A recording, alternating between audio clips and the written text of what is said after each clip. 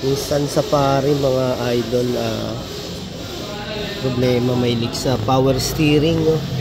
Kaya ito pina-engine wash muna ni boss, ano, pina-engine wash natin dito sa ating pay car wash. Yan, linis, no? Yun nga, chinek natin para chinek natin ang mas maganda para hindi naman gumastos si boss ng kung anong problema. Pwede natin nakita yung ito yung pinaka o-ring lang nito or washer ng power steering hose natin, no? Diyan natin napansin na parang nagbabasa. Okay, gagawin natin, kailangan natin i-drain yung power steering fluid para mapalitan natin ang washer. Yun nga mga paps, no, nung pagkatapos natin engine wash, malinis naman siya, walang basa. Nung pina-start na natin tsaka pinatakbo natin, nagbasa na rito sa pinaka linya na yan. Okay, bali nakita natin medyo maluwag lang itong tornilyo sa ating power steering, kaya susubukan ulit natin ngayon. Start natin.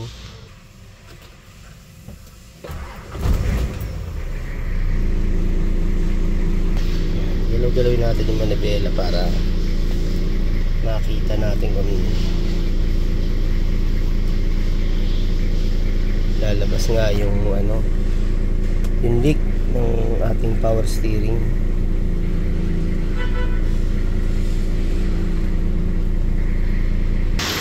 Sa tingin mo pare, talagang lumuwag lang.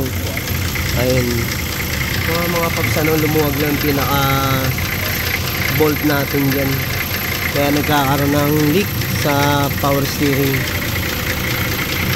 Nissan Patrol.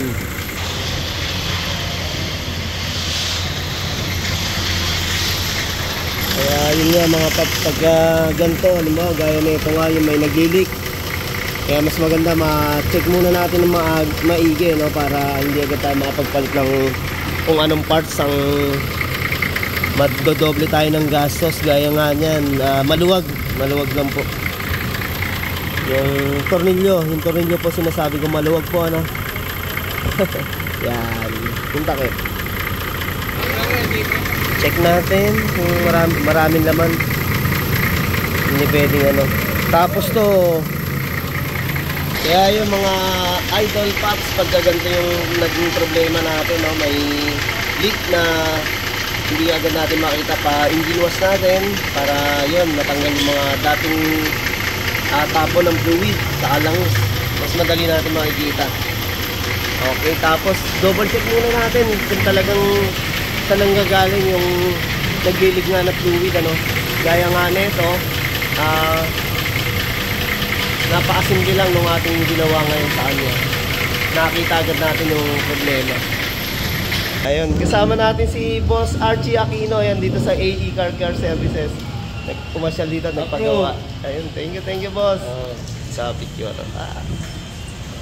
Ayun, thank you. Okay, yun nga, thank you kay Boss. Ayan, thank you kay Boss Aquino, Archie Aquino, na dito sa ating AE Car Service, nagpagawa po siya rito. Kaya thank you boss, sa uulitin po.